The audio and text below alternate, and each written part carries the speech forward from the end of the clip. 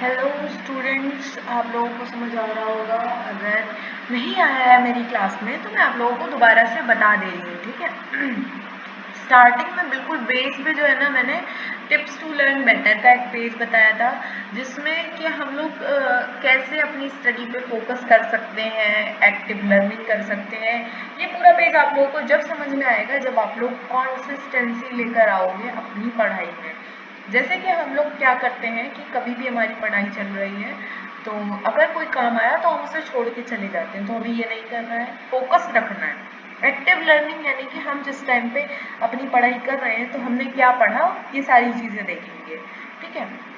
फिर multiple methods का मतलब ये है कि अगर हमें कुछ नहीं समझ में आ रहा है तो हम और वीडियोस देखेंगे, और अगर हमें वीडियोस नहीं समझ में आ रही हैं तो हम क्या करेंगे, उसमें अपना कुछ ना कुछ क्वेश्चनिंग करेंगे, खुद से करेंगे, नहीं तो हमारा जो ट्यूटर है हम उससे करेंगे, ये हमारी रह जाती है, इसमें आ जाता है। फिर टीच अदर्स यानी कि जब हम रिवीजन करते हैं तो हमारा रिवीजन सबसे इम्पोर्टेंट होता है, और हम जब दूसरे को बताएंगे तो हमारा रिवीजन बहुत अच्छे से होगा। रिव्यू रेगुलरली का मतलब ये है, आप लोगों को पता होगा, इसका कलर चेंज कर दे रही हूँ। रिव्यू रेगुलरली का मतलब आप लोगों को पता होगा कि हम जब रिवाइज करेंगे तो हमारा क्या होगा, हमको और अच्छे से समझ में आएगी वो चीज़, ठीक है। रीइंफोर्स नॉलेज यही है बस, इसमें और कुछ भी नहीं था इसमें, ठीक है। फिर हम नेक्स्ट पेज पर जा रहे हैं। हाँ, फिर इसके बाद मैंने आप लोगों को ये बताया था कि अभी भी आप लोग अगर फीस का तो मैंने ऑलरेडी आप लोगों को मैसेज डाल दिया था कि फीस में आप लोगों को क्या करना है क्या नहीं करना है, ठीक है। इसके बाद ये आप लोग देखिए, एक सर्टिफिकेट टाइप होगा और इस सर्टिफिकेट में आप लोगों का नाम लिखा होगा, फिर आपकी कितनी ग्रेड बनी है, जैसे कि मैं वीकली टेस्ट लूँगी, फिर इसके बाद आपका टेस्ट ऑनलाइन ही होगा, क्विजेज में भी हो सकता है, जैसे कि एमसीक्यूज जो होते हैं 4 ऑप्शंस दिए जाते हैं या 2 या 3, ऐसे करके 2 या 3 ऑप्शंस दिए जाते हैं, वो आपको दिए जाएंगे। फिर उसमें आपको क्या करना है, आपको जो भी करेक्ट आंसर होगा उस पर टिक करना है, ये हो जाएगा। फिर इसके बाद हमारा आ जाता है ओरल टेस्ट। ओरल टेस्ट सबसे इम्पॉर्टेंट होगा, ओरल टेस्ट आपको देना ही पड़ेगा, क्योंकि आप लोगों का क्या फ़ायदा अगर आप लोग पूरा क्लास ले रहे हो, अपने पैसे भी दे रहे हो, उसके बाद अगर आपको कुछ नहीं समझ आ रहा है तो आप अपनी नॉलेज को सीख कर सकते हो, अच्छे से स्किल्स बेस्ड होता है, ठीक है। फिर इसके बाद हमारा नेक्स्ट क्या था, मैंने फीस का आप लोगों को बताया था। सॉरी गाइस, मैसेज आया,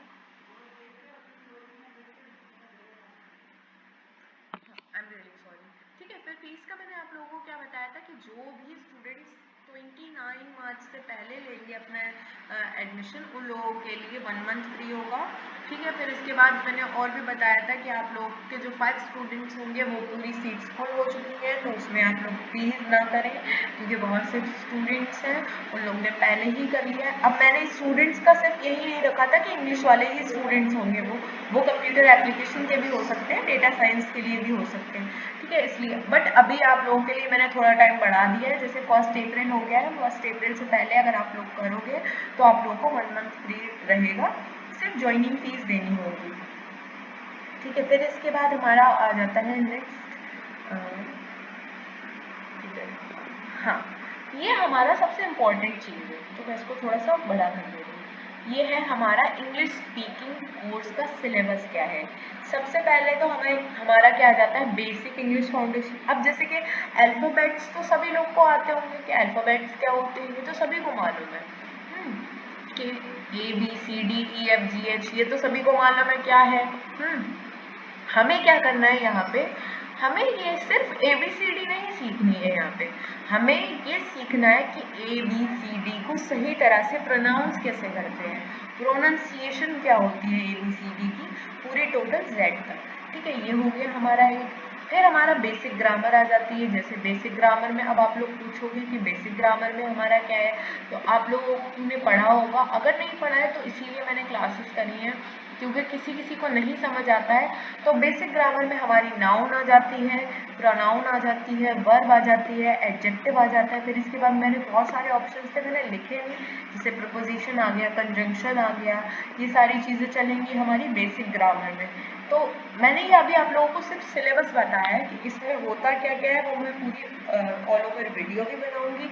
फिर इसके बाद आप लोगों को अगर नहीं समझ आएगा तो मैं जूम मीटिंग तो रखूंगी ही रखूंगी, जाहिर सी बात है।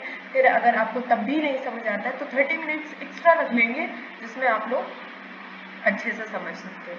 फिर सेंटेंस स्ट्रक्चर आ जाएगा। सेंटेंस स्ट्रक्चर में अब आप लोग पूछोगे कि क्या है। सेंटेंस स्ट्रक्चर में हमारा सब्जेक्ट आ गया, वर्ब आ गया, हमारा ऑब्जेक्ट आ गया, यानी कि हम इन तीनों चीज़ों को मिला के पूरा एक सेंटेंस कैसे बनाएंगे। क्योंकि बहुत से लोग ऐसे होते हैं जिन्हें ये तो पता होता है नाउन, प्रोनाउन, वर्ब, एडजेक्टिव क्या होता है, नए नए वर्ड्स भी पता होते हैं, बट ये नहीं मालूम होता है कि हम इनका यूज़ कैसे करेंगे। तो यही चीज़ हमें इसमें सीखनी है। फिर आ जाते हैं हमारे टेंसेस। टेंसेस क्या है, तीन तरह के हमारे टेंसेस होते हैं। प्रेजेंट होता है, पास्ट होता है और फ्यूचर होता है। प्रेजेंट का मतलब होता है हमारा कि जो अभी चल रहा है, यानी कि मैं अभी बता रही हूँ आपको तो अभी चल रहा है, प्रेजेंट है। पास्ट होता है कि मैंने आप लोगों की एक मीटिंग रखी थी, ठीक है। फिर क्या, फ्यूचर कैसा हो गया, फ्यूचर जो होने वाला है आगे। फ्यूचर ऐसे जैसे कल मैं एक क्लास लूँगी, वो फ्यूचर हो गया, ऐसे करके यहाँ पे यही सारी चीज़ें सिखाई जाएंगी। स्पीकिंग प्रैक्टिस होगी, जैसे कि आप लोगों ने क्या पढ़ा है उसके बारे में आप लोगों को बताना होगा।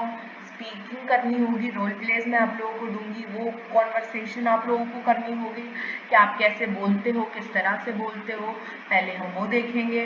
फिर उसमें क्या क्या चीज़ें अच्छी लानी चाहिए वो भी देखेंगे। फिर वोकेबुलरी बिल्डिंग होगी। वोकेबुलरी बिल्डिंग का मतलब क्या होता है कि जैसे कि हम लोग नॉर्मल वर्ड्स यूज़ करते हैं, अब हमने एक वर्ड यूज़ किया बिग, तो हम वोकेबुलरी में जाके एक और अच्छा वर्ड यूज़ करना चाहते हैं, तो उसके लिए हमारा क्या आ जाएगा, बिग की जगह हमने जाइंट बोल दिया, है ना। ऐसे करके हम ये वर्ड्स का इस्तेमाल कर सकते हैं, जिससे हमारी नए वर्ड्स बनेंगे और नए फ्रेजेस भी बनेंगे, ठीक है। फिर लिसनिंग एंड प्रोनाउंसिएशन में क्या हो गया कि हम पहले सुनेंगे कि क्या हमें सुनाई दे रहा है, ठीक है।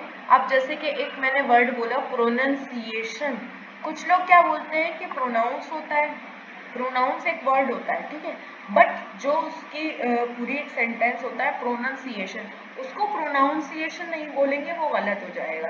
तो ऐसे ही करके हम अपनी स्पीक जो है ना, जो भी हमारी स्पीकिंग स्किल्स हैं उनको क्लियर कर सकते हैं। यही चीज़ सेम इधर भी लिखी हुई है, तो डबल डबल आ गया। बस इतना ही आप लोगों का पूरा सिलेबस होगा। जितनी जल्दी आप सीख जाओगे उतनी अच्छी बात होगी। बस यही है, इसमें और कुछ भी नहीं है आप लोगों के लिए, बस इतना ही था। फिर अगर आपको और कुछ नहीं समझ आ रहा है तो आप पूछ सकते हो मुझे, मेरे पास पर्सनल मैसेज कर सकते हो।